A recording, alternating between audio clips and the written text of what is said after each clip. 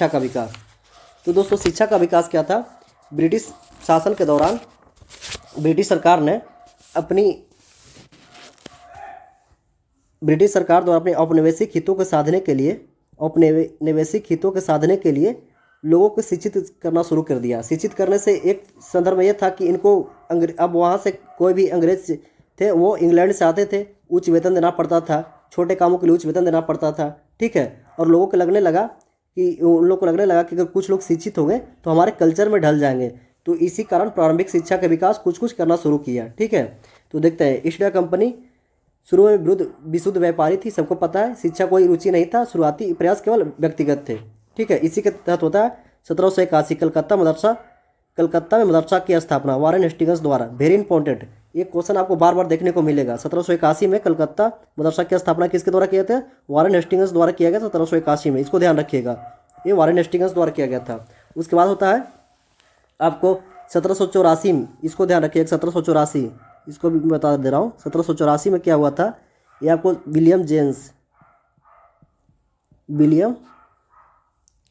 Jones द्वारा Asiatic Society of Bengal, Asiatic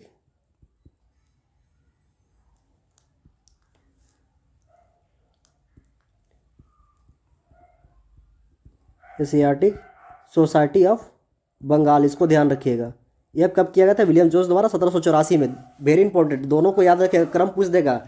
Asiatic Society of Bengal की स्थापना कब हुआ था, ये डेट भी याद रखना है, कौन किया था ये भी याद रखना है, दोनों इंपॉर्टेंट है। उसके बाद 1791 संस्कृति कॉलेज बनारस में जोनाथ डक्कन द्वारा, संस्कृति कॉलेज की स्थापना किसके द्वारा की गई थी, तो बनारस में जोनाथ डक्कन द्वारा किया गया था। और 1800 में फोर्ट विलियम कॉलेज की स्थापना की गई थी लॉर्ड वेलेस्ली द्वारा। देखिए लॉर्ड वेलेस्ली था 1800 में फोर्ट विलियम कॉलेज की स्थापना किया था, ठीक है। वो इसलिए किया था क्योंकि जो अंग्रेज वहाँ से आते थे, ब्रिटिश अधिकारी थे, उनको यहाँ ट्रेनिंग दिया जा सके, ठीक है, को कैसे यहाँ पे सिविल सेवकों को ट्रेनिंग दिया जा सके, इसके लिए फोर्ट विलियम की स्थापना किया गया था। तो आप लोग तीनों याद रखिएगा, एक 1784 याद रखिएगा, एशियाटिक सोसाइटी ऑफ बंगाल, ये वेरी इंपॉर्टेंट तीनों हो जाता है। उसके बाद क्या होता है, 1813 का चार्टर एक्ट आता है। 1813 चार्टर एक्ट के इसमें मुख्य विशेषता की थी कि अंग्रेजों द्वारा शिक्षा पर 1 लाख प्रति वर्ष खर्च करने का प्रावधान था, ठीक है, कि हम भारत में शिक्षा के विकास के लिए प्रति वर्ष 1 लाख खर्च करेंगे, ठीक है। लेकिन ऐसा होता नहीं है, यह लगभग 1823 तक ये राशि यूं ही चलता रहता है और खर्च होता नहीं है। यह प्रावधान लागू रहता है लेकिन खर्च होता नहीं है, ठीक है। उसी के बाद होता है प्राच्य विवाद और अंगलावादी विवाद, इसको ध्यान रखिएगा। प्राच्यवादी और अंगलावादी। प्राच्यवादी क्या था, प्राच्यवादी का संदर्भ है सांस्कृतिक और अरबी या भारतीय परंपरा पर ज्ञान। देखिए प्राच्यवादी जो थे ना, वो चाहते थे कि जो भारत में शिक्षा का माध्यम हो वो भारतीय भाषाओं में हो, भारतीय भाषाओं जैसे हिंदी में हो, ठीक है, उर्दू में हो, और भारतीय को ज्ञान के संदर्भ में इनकी भारतीय परंपरा, जैसे भारतीय परंपरा जो वेद हो उस पर ध्यान दिया जाए, ज्ञान हो उस पर ध्यान दिया जाए। और अंग्लवादी जो थे ये ब्रिटिश, अंग्लवादी मतलब ऐसे अंग्रेज याद रखिएगा, अंग्रेज अधिकारी जो ब्रिटिश जो थे ये शिक्षा का माध्यम अंग्रेजी चाहते थे, ये नहीं चाहते थे कि शिक्षा का माध्यम देसी भाषाओं में। ये आधुनिक पाश्चात्य का ज्ञान, मतलब जो ब्रिटिश सरकार जो उसमें आपको आधुनिक राष्ट्रवाद की ओर प्रग्रसित होता था उसको पर जोर दिया जाता था। मतलब ध्यान रखिएगा, इसको अंग्रेजी भाषा से था, ये भारतीय परंपरा और ज्ञान से संबंधित था। इसमें क्या था, इसमें डिबेट चल रहा था कि भारत में भाषा का ज्ञान जो हो, शिक्षा का विकास जो हो वो किस पर हो, प्राच्यवादी हो अंगलावादी हो। इसमें दो विभाजित हो गया, अंगलावादी और प्राच्यवादी। तो इसी के संदर्भ में 1835 में आता है अंगला प्राच्य विवाद को एक, ये मैकाले का अधिनियम, इसको ध्यान रखिएगा।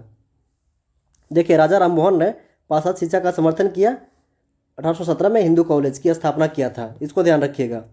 मैकाले का समरण पत्र, वही 1800 जो हम बता रहे थे ना, आंग्ल प्राची विवाद को हल करने के लिए 1835 में आया फैसला, अंग्लवादियों की जीत हुई, शिक्षा के माध्यम अंग्रेजी हुआ। वेरी इंपॉर्टेंट, मैकाले का समरण पहले पूछ देगा, मैकाले का समरण पत्र कब आया था, 1835 में। ये क्या था, अंग्लवादियों मतलब अंग्रेजी माध्यम जो होगा, शिक्षा का जो माध्यम होगा वो क्या होगा, अंग्रेजी होगा, इसको ध्यान रखिएगा।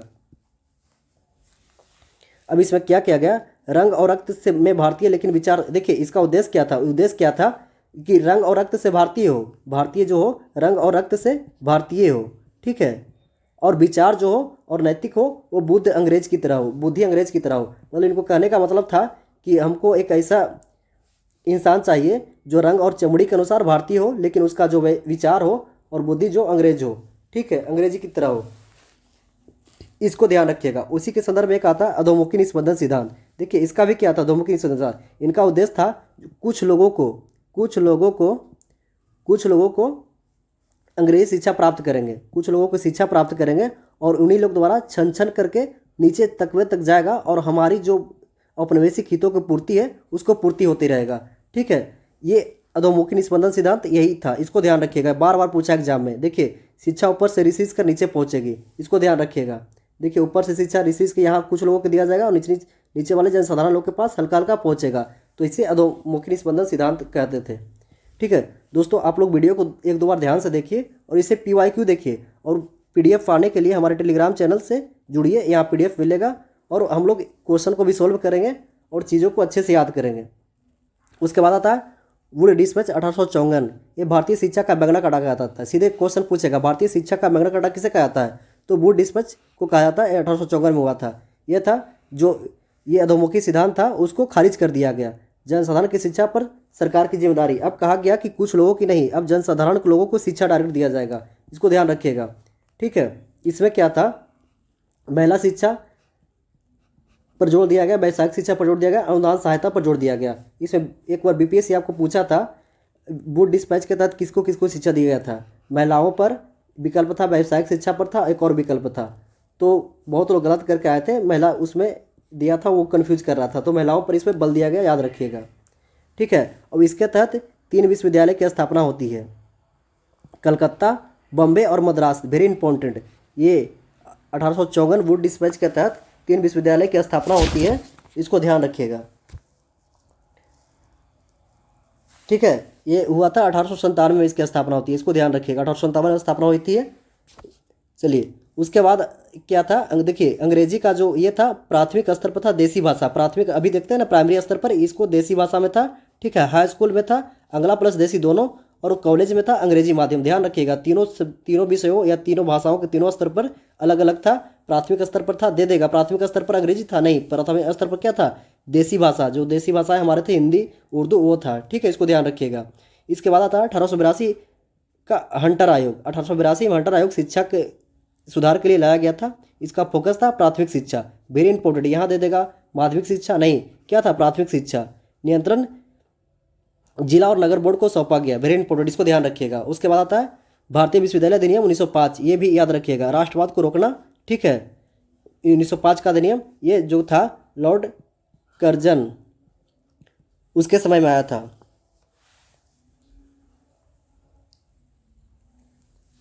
एक था 1902 में, इसको भी ध्यान रखिएगा, 1902 में। ये सब ना चीज़ें बहुत बार बार पूछता है। 1902 में आया था आपको टॉमस रेले विश्वविद्यालय आयोग, ये विश्वविद्यालय आयोग जो था वो टॉमस रेले की अध्यक्षता में विश्वविद्यालय आयोग आया था, इसको ध्यान रखिएगा, टॉमस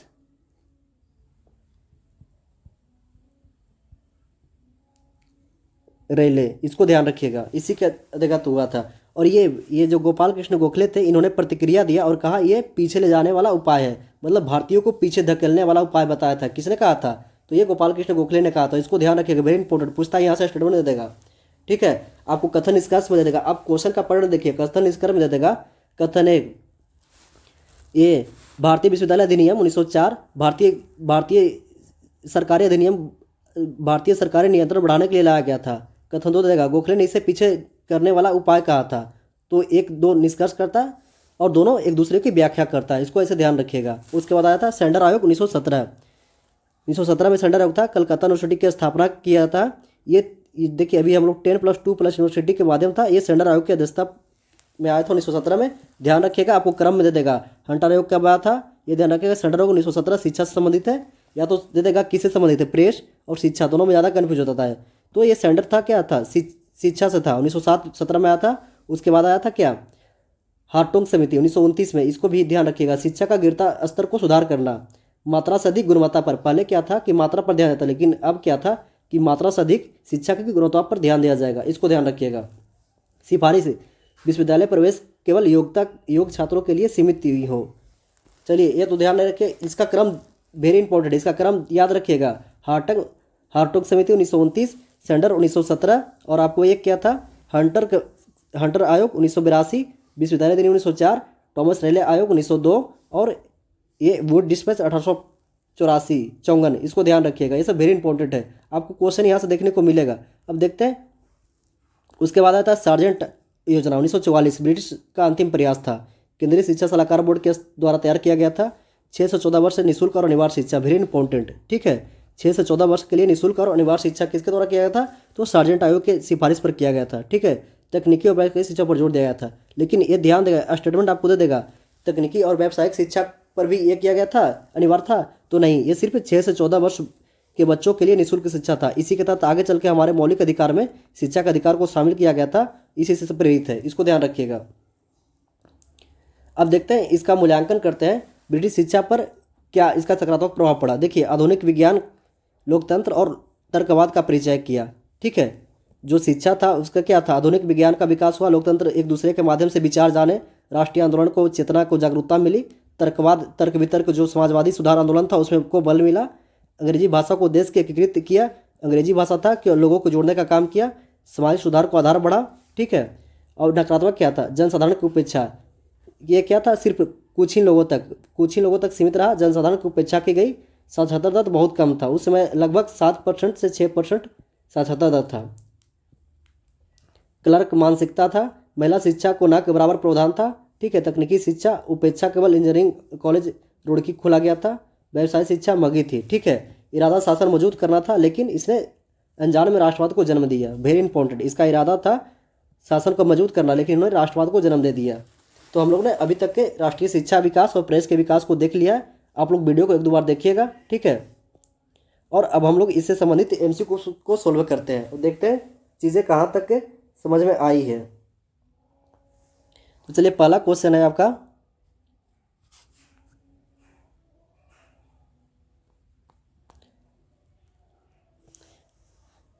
देखिए 1817, ये देख लीजिएगा एक बार, हम इसको बता दिए हैं। भारत में अंग्रेजों ने प्रथम मदरसा कहाँ स्थापित किया था? तो भारत में प्रथम अंग्रेजी मदरसा कहाँ स्थापित किया था? तो आपको स्थापित किया था कलकत्ता में। कब किया गया था? इसको मैंने अभी बताया था, आप लोग कमेंट में बताइएगा या पीछे रिकॉल कीजिए, देखिए वहाँ मैं बताया हूँ।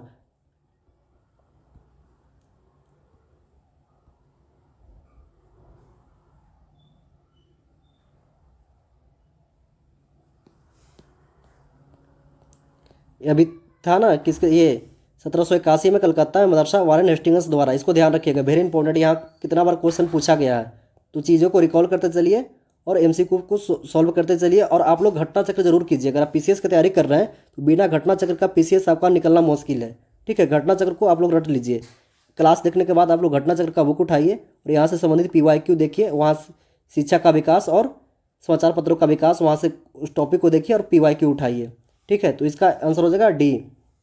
आगे देखते हैं, वाराणसी में प्रथम सांस्कृतिक महिला महाविद्यालय की स्थापना किसने की थी? तो वाराणसी में सबसे पहले सांस्कृतिक कॉलेज का स्थापना किसने थे? तो जोनाथ डक्कन ने किया था, इसको ध्यान रखिएगा। शिक्षा का माध्यम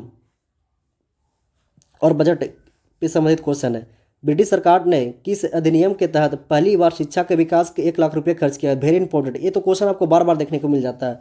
तो क्या था? ये चार्टर अधिनियम 1813 के तहत शिक्षा पर 1 लाख प्रति वर्ष खर्च करने का प्रावधान किया गया था, ठीक है। अब भारत में औपनिवेशिक काल में अधोमुखी निस्पंदन सिद्धांत क्या है? देखिए, रेल, शिक्षा, सिंचाई, गरीबी हटाओ, तो इसका क्या? शिक्षा। यहाँ एक दे देगा प्रेस, ध्यान रखिएगा, प्रेस भी दे देता है, तो कन्फ्यूज नहीं होना। शिक्षा पर था, अधोमुखी सिद्धांत का क्या था कि कुछ ही लोगों को, जो ऊपर के तकवे हैं उन लोगों को शिक्षा प्रदान करना और नीचे तक छन को नीचे तक लोगों तक जनसाधारण तक पहुँचाना, तो इसको ध्यान रखिएगा। ये क्या था? शिक्षा से था। चलिए आगे कह रहा है, वो डिस्पैच के बारे में सही कथन कौन सा है? देखिए, स्टूडेंट क्वेश्चन, ये आपको बीपीएससी का पीवाईक्यू है, बीपीएससी पूछा हुआ है। सहायता अनुदान व्यवस्था, कथन एक कह रहा है, निम्नलिखित वुड डिस्पैच के बारे में कौन सा कथन सही है? सहायता अनुदान व्यवस्था की स्थापना शुरू की गई थी, सही है। विश्वविद्यालय की स्थापना की सिफारिश की गई थी, बी में है। सी आपको शिक्षा के सभी स्तरों पर शिक्षण के माध्यम के रूप में अंग्रेजी की सिफारिश की गई थी, वेरी इंपॉर्टेंट। देखिए, इसी तरह से आपको क्वेश्चन फंसाएगा, आप क्वेश्चन का लेवल देखिए पीसीएस में, तो इसी तरह क्वेश्चन फंसाता है। तो 5 का आंसर हमारा क्या होगा? 5 का आंसर होगा केवल एक और बी। ये क्या था? आपको मैं बताया था, ये बीपीएससी में आपको क्वेश्चन 69वीं में पूछा था, पीवाईक्यू देखिए आप लोग, 69वीं बीपीएससी में पूछा था, सेम क्वेश्चन था। यहाँ एक और इसके जगह पर ऑप्शन में था महिला शिक्षा, तो क्या क्या था, मैं आपको पहले बताया हूँ। सहायता अनुदान की स्थापना, विश्वविद्यालय की स्थापना 1857 में कहाँ किया गया था, मद्रास कोलकाता में किया गया था। और उसके बाद क्या था, महिला शिक्षा तीसरा, और शिक्षा के सभी स्तरों पर शिक्षण के माध्यम अंग्रेजी नहीं, सभी स्तरों पर नहीं, प्राइमरी स्तर पर क्या था, देसी भाषा था। ठीक है, इसको ध्यान रखिएगा, वेरी इंपॉर्टेंट। तो इसका आंसर होगा 1 और 2 सही है, डी हो जाएगा। आगे देखते हैं, भारत में प्रथम 3 विश्वविद्यालय की कलकत्ता, मद्रास, मुंबई की स्थापना कब हुआ था, अभी मैंने बताया है। तो इसका स्थापना कब हुआ था, तो हुआ था 1857 में। चलिए, हंटर कमीशन, पहले तो दे देगा हंटर कमीशन कब आया था, तो 1882 में। किससे संबंधित है, तो हंटर कमीशन था जो शिक्षा से था, एक ये प्राथमिक शिक्षा पर, ये दे देगा। देखिए, उच्च शिक्षा, तकनीकी शिक्षा, ये आपको यूपीपीसीएस में और बीपीएससी में कम से कम 5-6 बार क्वेश्चन पूछा गया है। तो किससे संबंधित था, ये प्राथमिक शिक्षा से संबंधित था। अब आगे देखते हैं, सेंडर आयोग 1917 का संबंध किससे है, तो सेंडर आयोग किससे संबंधित था, तो ये भी अपना शिक्षा से था। अब अगला क्वेश्चन देखते हैं, महात्मा गांधी ने वर्धा योजना बुनियादी शिक्षा कब प्रस्तुत किया गया था, तो महात्मा गांधी द्वारा जो वर्धा योजना था शिक्षा पर प्रस्तुत किया गया था, वो किया गया था 1937 में। इसको ध्यान रखें, वेरी इंपॉर्टेंट। बनारस में हिंदू विश्वविद्यालय का शिलान्यास 1916 में किसने किया था, तो बनारस में हिंदू विश्वविद्यालय की स्थापना का शिलान्यास किसने किया गया था, ये बहुत कंफ्यूज करता है आपको। इस बार यूपीपीसीएस का पिछले साल का क्वेश्चन देखिए, एक सेम टू सेम क्वेश्चन था। या फिर आपको इसमें लेखपाल का जो पहले पेपर हुआ था उसमें भी पूछा गया था। तो 10 का आंसर आपका हो जाएगा लॉर्ड हार्डिंग द्वितीय। ये उस समय क्या थे, उसमें वायसराय थे। अब देखते हैं हम लोग प्रेस से संबंधित, भारत में प्रकाशित पहला समाचार पत्र कौन था, तो पहला समाचार पत्र कौन था भारत में प्रकाशित, तो इसका आंसर हो जाएगा द बंगाल गजट। किसके द्वारा प्रकाशित किया गया था, तो जेम्स अगस्टा हिक्की द्वारा प्रकाशित किया गया था। इसको ध्यान रखिएगा। आगे देखते हैं, हिंदी का पहला समाचार पत्र उदंत मार्तंड 1826 में प्रकाशित किया गया था। कहाँ से प्रकाशित किया गया था, तो आपको उदंत मार्तंड जो था कहाँ से प्रकाशित किया गया था, तो 12 का आंसर हो जाएगा कोलकाता से, वेरी इंपॉर्टेंट। ये किसने किया था, ये आप लोग जरूर कमेंट में बताइएगा। आप लोग देखिए, क्वेश्चन जब पढ़ते हैं ना तो कमेंट में जरूर बताइए। आपको लगता होगा सब हम जानते हैं, लेकिन जब क्वेश्चन आप करने बैठिए, अगर आपको लग रहा है कि मेरी ईमानदारी से तैयारी सही चल रही है, तो आप घटना चक्र का PYQ उठाइए और ईमानदारी से बिना आंसर देखे हुए एक बार पढ़िए। तो क्या होता है, जब हम लोग वीडियो देखते हैं ना, क्लास लेक्चर सुनते हैं, तो चीज़ें याद होती है, बार बार रिकॉल होता है, और यही आपको एग्जाम हॉल में सहायता करेगा। ठीक है, तो प्रकाशित हुआ था कोलकाता से। अब देखते हैं, समाज सुधार और प्रेस, फारसी साप्ताहिक मिरातुल अखबार कौन प्रकाशित किया गया था, तो मिरातुल अखबार थे वो किसने प्रकाशित किया था, तो ये प्रकाशित किए थे आपको राजा राम मोहन राय, वेरी इंपॉर्टेंट। ये 1818 में, 1818 ही था ना, प्रकाशित किए गए थे। इसको ध्यान रखिएगा। राष्ट्रगुप्तार नामक पत्र किससे संबंधित है, तो राष्ट्रगुप्तार जो थे ये प्रकाशित किए थे दादा भाई नौरोजी, ये भी ध्यान रखिएगा।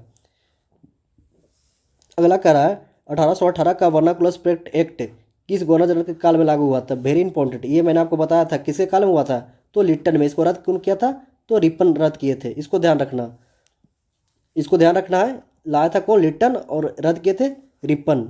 तो आंसर इसका हो जाएगा बी। किस समाचार पत्र को वर्नाकुलर प्रेस एक्ट से बचाने के लिए रातों रात अपनी भाषा बंगाली से अंग्रेजी करना पड़ा, वेरी इंपॉर्टेंट। देखिए, आप PYQ उठा के देखिए, ठीक है, आपको हर जगह इस टाइप का क्वेश्चन मिलेगा। तो इसका हो जाएगा आंसर 16 का अमृत बाजार पत्रिका। इसको ध्यान रखिएगा, किसने लाया था, शिशिर कुमार घोष द्वारा। इसको भी ध्यान रखिएगा। लोकमान्य तिलक भारतीय स्वतंत्रता संग्राम की सेवा के उद्देश्य से कौन से समाचार पत्र का प्रारंभ किए गए थे, तो कौन सा किए थे, लोकमान्य तिलक द्वारा कौन सा प्रारंभ किया गया। देखिए, ऑप्शन में गद्दर, केसरी, केसरी तो किए थे लेकिन गद्दर नहीं किए थे, ऑप्शन कट गया। एलिमिनेट करना चलिए गद्दर, क्योंकि गद्दर की स्थापना 1913 में हुआ था, गद्दर पार्टी की स्थापना हुआ था, तो ये किए नहीं थे। तो इस 17 का आंसर हो जाएगा केसरी और मराठा। चलिए दोस्तों, तो आप लोग वीडियो को ज़्यादा से ज़्यादा शेयर कीजिए और हमारे चैनल को सब्सक्राइब कीजिए। आपको हमारी प्रयास अच्छी लग रही है तो ज़्यादा से ज़्यादा वीडियो शेयर कीजिए। आप लोग कमेंट में बताइए कि आपको किस टॉपिक से चाहिए, और जो भी मैं टॉपिक अभी बता रहा हूँ ना, आपको किसी भी एग्ज़ाम के लिए बहुत ज़रूरी है। यहाँ से आपको 5 से 6 क्वेश्चन देखने को हर एग्ज़ाम में मिलता है।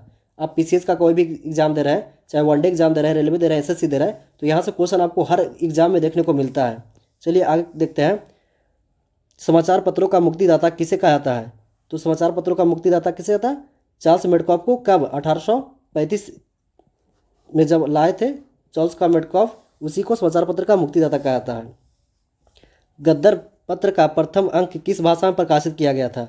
तो गद्दर पत्र का जो प्रथम अंक था ये था उर्दू भाषा में, ध्यान रखिएगा। इस बार गद्दर पे आपको बीपीएससी अंदर से क्वेश्चन पूछा था, ठीक है।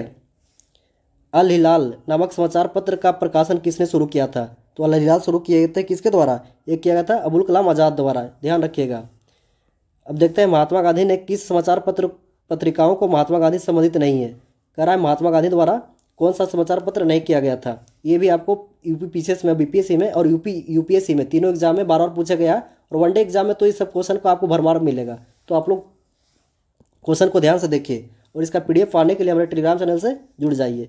तो इसका क्या था, 21 का आपका आंसर होगा कौन नहीं किया। देखिए ध्यान रखिए कौन नहीं किया है, तो इंडियन ओपिनियन ये किए थे, यंग इंडिया ये भी किए थे, नवजीवन ये भी किए थे, युगांतर नहीं किए थे। इसको कमेंट में बताइएगा, पहले ही पूछा हुआ है युगांतर का स्थापना किसने किया था, जो समाचार पत्र था।